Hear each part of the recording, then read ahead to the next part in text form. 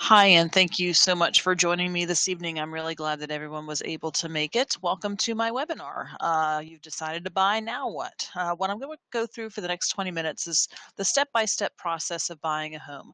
I know for people who have not done it recently or have not done it at all, it can be pretty confusing and pretty daunting. So I like to go through and help people kind of know what to expect and what kind of process to make. Little background on myself. My name is Melissa Berube. I'm a realtor with Howard Hanna here in Morgantown, West Virginia, otherwise known as Monongalia County for those of you outside of Morgantown or outside of the West Virginia area. I've been in real estate for about 15 years, and I've fielded a lot of the questions that I'm going to go over with here in the next 20 minutes or so with you. If while I'm going along, if you have any questions, please don't hesitate to type them in. I can see them as I'm going. There's also little emojis. You can kind of encourage me along, make sure that I've got your full and undivided attention. So I've been doing this for about 15 years, like I said, started in Florida, went around the country a little bit, not really the country, but 4 different states. And I ended up here in my hometown of Morgantown, West Virginia.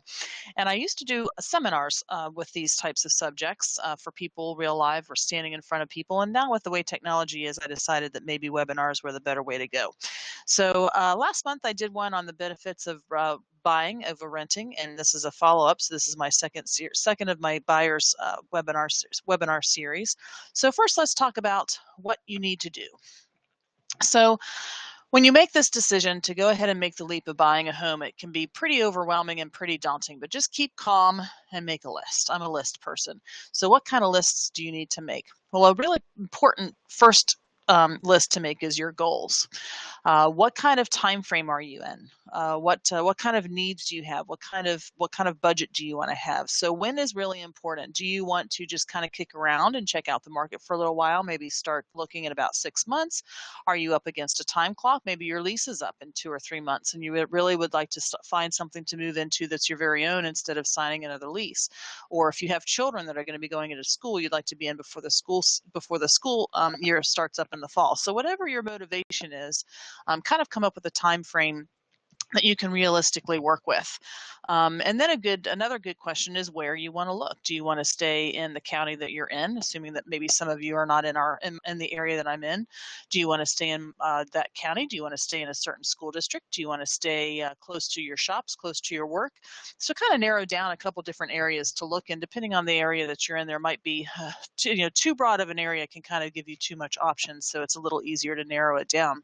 Budget is a really good list to make. So if we stay within this range, we're okay. This is our kind of high end. This is our low end. Sit down and write down all of your. I mean, you already know what your rent is and stuff like that. So are you comfortable with that with the current bills that you're paying? Keeping in mind that you might incur some other bills such as home maintenance and things to that effect. So make sure that you have a really firm grip on your budget. And then you get to make the fun lists. The fun lists are the must-haves. So how big is your household? How do you have 6 cats that you need to accommodate? Do you have in-laws who are coming in on a regular basis that you need to accommodate? So have a list of things that you absolutely have to have. Your minimum number of bedrooms, maybe the smallest amount of yard, whether you really need to have a detached home or whether a townhome would be okay. So the kind of those must-haves that you absolutely are required to buy a home. And then the second category is what you would really, really like. So it's not the end of the world if it doesn't have a gourmet kitchen, but my gosh, that's what you love to do. You're a fabulous cook, so you'd really like to have kind of an upgraded kitchen, or you have 3 dogs that you like to let out. So a nice yard that is fenced in would be a requirement, or you work on your car, so you would really like to have a garage that's kind of deep so that you can have all of your tools in there. And then we would have it sure would be nice if. So these would be nice, but it's really not that big of a deal. A fence is a good example of that. A lot of times maybe a yard is not already fenced in, but maybe that's not a big deal. You can fence it in later, assuming that that's allowed by the HOA. And then something else to keep in mind is what you don't want. Okay, maybe you don't want forced air heating. Maybe you only want radiant heat. Maybe you don't want something with 2 levels. That you want everything on a ground floor. So those are the kind of lists that you want to make. So after you have made those lists, the next thing to do, going back to the budget section, would be to think about financing. There are a lot of different financing options. One of the main questions I get as a realtor is, I don't have any money to put down, or how much money do I need to put down? How much money do I need out of pocket? Those kind of things. And those are really, really important questions. You would be surprised how little money you need to get into a house. There are a lot of programs, both on a federal and on a local level, that allow you to get into the house with little to no money down. USDA is a really good example of a federal program. It's the United States, it's a rural program. I'm now blanking that I tried to say it out loud, what the name of the program is, but if it's outside of city limits, you can get 100% financing. So that may be zero money down if you can get the sellers to pay for your closing costs. VA loans are excellent programs for those of you who have served or are currently serving in the military. There are some local programs, such as here locally in West Virginia Housing, that you could get grants or assistance through the state for your financing. And then, of course, there's FHA. That's usually about 3.7% down. Conventional is no longer 20% down. A lot of, at least local banks here, you can get into as little as 5% down. There are some physicians loans here that we cater to the physicians that are coming in. They're just getting out of residency. They have quite a amount of student loan debt to contend with. So those are 100% financing options there. So there are a lot of different options that you have to choose from, and I really recommend that you talk with a couple of lenders to see what best suits you and which lender has the best program for you. Another question I get is whether to use a local lender or an online lender. My kind of general rule is, if you can't sit down in front of your lender and shake their hand, it's probably better that you find somebody else. So online lending is a good tool in some cases, but I think it's not necessarily the first one you should go to. If you already have a relationship with the bank, which a lot of people do, we all have checking accounts, you can start there. If you have a relationship with a realtor, your realtor can advise you on some people maybe that they work with on a regular basis that they know might be a good fit for you. But it's a good idea to talk to 2 or 3 people. It's okay to give them your information and let them run your credit, as long as you're doing it in a short period of time, so that they can give you a true picture of what it is they can qualify you for, because so much hinges on your credit report as well as your income ratios. So they will just ask for very basic information, what your basic income is, approximately what your outgoing expenses are, what kind of money you have in savings, those kind of situations. So be as upfront and open with your lender as possible, because you are going to need that to be accurate going on down the line. The way the market works anymore is that if you do not have a very solid pre-qualification letter or pre-approval letter whenever you find a house that you're putting an offer on, you're really behind the ball, and you want to be in front of the ball. So the lending part is really very important. Some very key questions to ask, or some key information to tell your lender, is how much your monthly budget is. Some people have the big number in mind that they want to buy, they want to stay between $225,000 and $250,000. Well, at the end of the day, it doesn't matter what the big sticker price on your property is. What matters is how much you're writing that check for every month. And you want to make sure that you are comfortable with that payment. Keep in mind that when you're looking at mortgage calculators online and you say, oh, well, a $1,200,000 house translates into this, a $1,200 payment translates into this much house, a lot of times those are not taking into account the escrowing of your taxes and an insurance. Well, a lender will know to take that into account. So when you go to a lender and you say, I am comfortable with $1,500 a month, how much can I afford? He can take your financial picture and work it backwards and give you a very good idea of how much you're pre-approved for. This is a really, really important step. I kind of explain it to my buyers that if I handed you a credit card and said, here you go, now you can go shopping, but I didn't tell you how much was on that credit card, you really don't know where to go shopping. Are you going to go to Gabe's? Are you going to go to Nordstrom's? Are you going to go online to eBay and see what you can get for the least amount of money? So you really need to know what's on that credit card before you go out shopping. The last thing you want to do is be looking in the wrong price range on either end of the spectrum.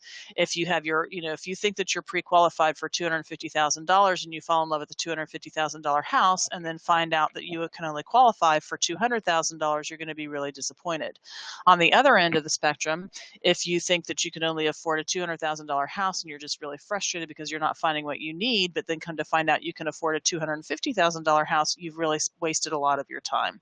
And you really don't want to do that. You want this to be as pleasant a process as possible. So talking to your lender is really, really very important. So the next big decision that you need to make is whether you're going to go it alone or work with a pro. So are you just going to go out there and troll the open houses, kind of troll the online market to see what's, on realtor.com and all that good stuff? Or are you going to partner with a realtor who will help you through the process?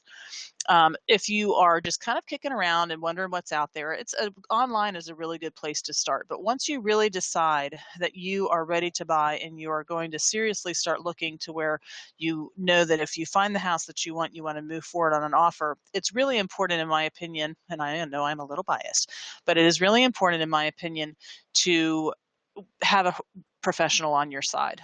There is a lot involved with finding a home, purchasing a home. There's a lot involved with negotiation, etc. And having a realtor who does this full time, who has done it many more times, than you have, because you've never done it before, it's really nice to kind of have that. A lot of people, though, don't understand what we do. So what an agent does is we hold your hand through the process. We not only show you the houses, but once you identify that house, we help you negotiate.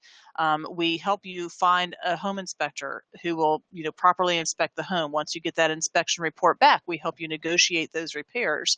We make sure that you have everything in line. I call myself a very polite nagger.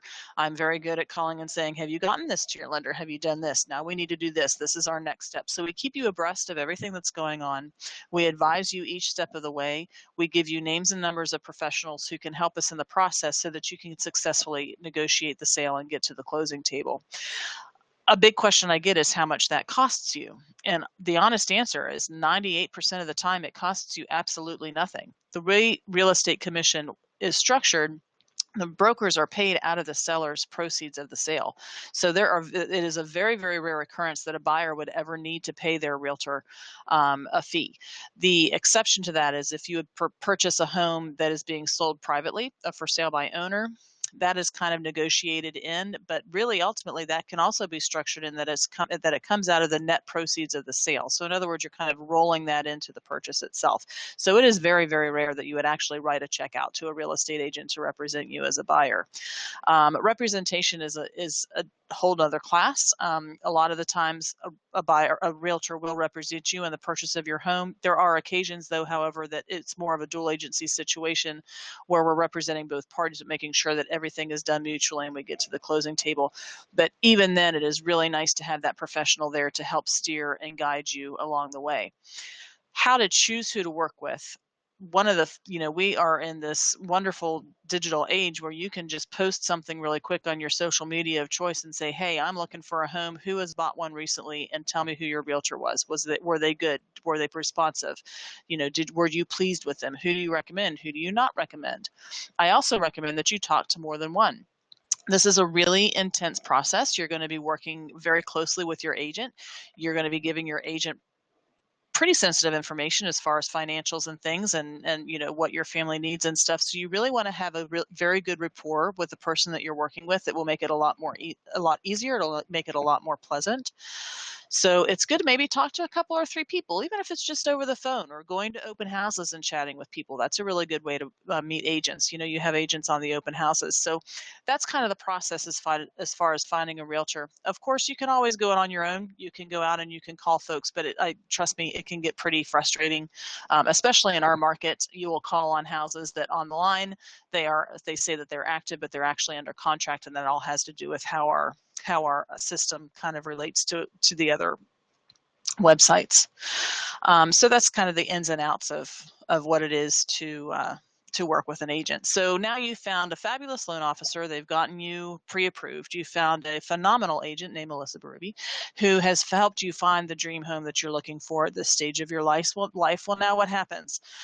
So this is a very general graphic of what happens. There's a lot more than 5 little bubbles, but the basic process is this. Once you identify a home, you negotiate the sale. So you and your agent will talk about what you're comfortable offering, where you want to start, where you want to end. If you would like to ask for the sellers to provide some closing costs for you, if you would like to ask for a home warranty, what home inspections you would like to have. There's a lot involved in the negotiation of an offer other than just price, how long the closing process is, all that stuff. So you negotiate that, and then once you come to terms, you have a signed agreement and you move forward. There are a couple things that happen directly after going under contract. There's a lot of activity like the first couple weeks after contract, that you're very busy. You're getting paperwork everywhere. But two of the big ones on the realtor side of it, the first one would be inspections. Inspections are really important. I highly recommend that any home you buy, don't care if it's your first home or your 75th home, or if you are a general contractor and you know what you're looking at, it is a really good idea to have a third party come in who is a professional licensed inspector and go through the house and make sure everything's okay. No different than test driving a car. When you're going and looking at a car, you're most likely going to test drive it, maybe take it to your mechanic to make sure it's okay before you move into it. So inspections are important. There's what we call a regular home inspection or a structural inspection, and that just kind of goes through all of the components, but from stem to stern. You're looking at the appliances, the furnace, the electrical work, the structural integrity, all of those kind of things. So the inspector kind of does a broad overview of that.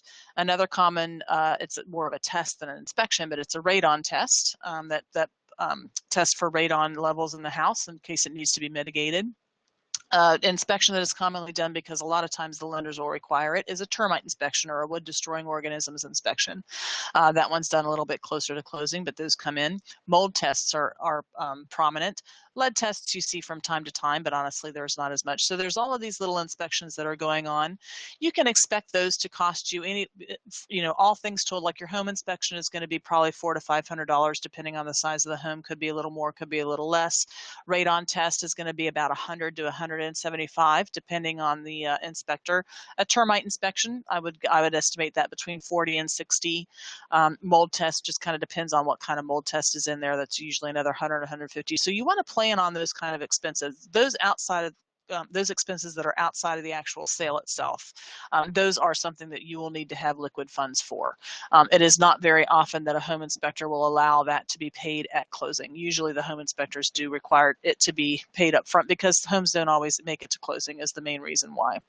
So once the inspections are done, your agent will help you negotiate what repairs you would like to request of the seller to be taken care of prior to closing, if any. Usually there's a little something, but so that is also done after the inspections. The other big one is the appraisal. Now, if you are in Morgantown or Mon County, you're going to be waiting a little while for the appraisal. It's just the nature of the beast. We don't have very many appraisers here, but we have an exceptionally active market. So you will have a lot of people kind of coming, a lot of activity going on there. So you do have to wait a little bit of that. But that's actually something that the lender orders. But the appraisal is, and it's up to the lender. It depends on their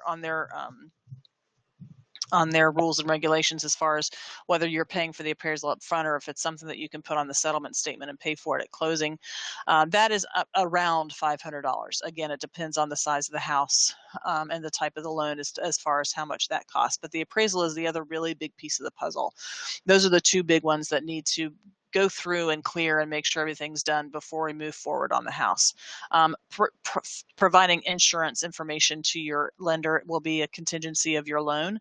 That's not necessarily something that you have to pay for in the beginning of the process, but a lot of times the rider, at least a 6 months up to a year of the policy, will need to be paid for so that the lender can be provided with the rider from the insurance company.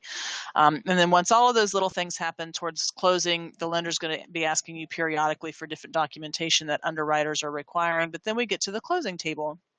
And once we get to the closing table, you have a plethora of documents to sign. It's usually about 75 to 100 pages. It's really quite a lot. The banks want a lot of signatures and proof that you're going to be, promises that you're going to be paying it back in order to give you out these hundreds of thousands of dollars that they're giving you to purchase your home. And then you get your keys. I mean, it really is basically that. I don't want to say it's simple because it's a lot going on, but most of the stuff happens at the beginning of the process, and then there's a nice lull, and then at the end there's a little bit more of a flurry. You'll do a final walkthrough to make sure everything's okay. Your agent will remind you to turn your utilities over, to make sure that that everything is done at that point in time. And then at the day of settlement, you can move into your new home. So that's kind of a general idea of what to expect for the process. Some of the keys that I would like to touch back on is it's very, very important to get pre-qualified. That is one of the first things that you want to do. You do not want to spin your wheels and get frustrated and aggravated. It's really better off to know up front. If you're not sure whether you can get pre-qualified, go to a bank and don't go through the Credit Karmas and stuff like that. Those are not the same algorithms that mortgage lenders use. Go to an actual bank, try to get, apply for the mortgage, and then they can tell you, they can counsel you, okay, this is why we can't get pre-qualified at this point in time. This is what you need to do, A, B, C, and D, and then in 3 months, 6 months, a year, come back and we will reassess. So they will be able to give you a really true picture of what you need to do. The second step is honestly to choose a realtor to work with. Find somebody that you're comfortable with. Find somebody that you trust. Somebody that you feel will be compatible with you through the process. Start looking. Go to open houses. Have them set you up with an automatic email system that comes from the MLS. Make sure that you're kind of getting your documentation in a row after you talk to your lender. They'll let you know once you're under contract what kind of documentation they'll need. And then the other thing that I recommend doing is after you're under contract, make sure you do as quickly as possible what your agent and what your loan officer ask you to do. They're asking you to do it because they want to keep you on track for closing, and the way the laws are set up, we have to have so many days of notification, et cetera, that if that is if you lag your feet and you drag your feet with that, it really can very potentially delay closing into once you get down to that line. Timeline as far as expectations for closing, it depends on the kind of loan you have, but you're looking at probably about 60 days. Sometimes you can close as early as 45. Sometimes it takes a little longer than 60 days, depending on what kind of program you're in. But 60 days is a pretty good estimate. So if you are looking at your lease is up in 3 to 4 months, now is the time to start looking. It might take you a little time to identify a property. You might be able to find one that you love pretty quickly, but you're still within that realistic time frame that you could close as far as that goes. So I didn't see any questions pop up. Does anybody have any questions? Local lenders that I would recommend. There are so many local lenders that I recommend. I really can't say. I don't like to recommend lenders until I actually talk with, the person and see what kind of, what their needs are, what their future expectations are, and then I kind of match. And I usually give out 3 names. I have the rule of 3. Give out 3 names for you to talk to, and I recommend that you talk to that many lenders. So I really can't say offhand what lenders I would recommend, but I do recommend you talking to more than one. So I'll leave it at that. Any other questions? All right, awesome. Hey, you know what? I think I'm within my 20 minutes, so that's perfect. I really, really appreciate your time. I'm going to flip back to the other slide here. If you have any questions, please don't hesitate to call me. My email is melissaberube@howardhanna.com. My cell number is area code 240-727-5830. I'm happy to answer as many questions as you'd like. If you'd like to talk, no commitments. No pressure, no hassle. I'm more than happy. I love to educate the public. So any questions that you have, please don't hesitate to reach out. Keep in mind that I am licensed in West Virginia and Pennsylvania. I specialize in the North Central West Virginia and the Southwestern Pennsylvania regions. So if you are deciding that you're ready to move forward and you want to talk to me, I'd love to chat with you. I really, really appreciate your time. I know that it's valuable, and I know that it's dinner time on a weeknight, so I'll let you go. Y'all take care now.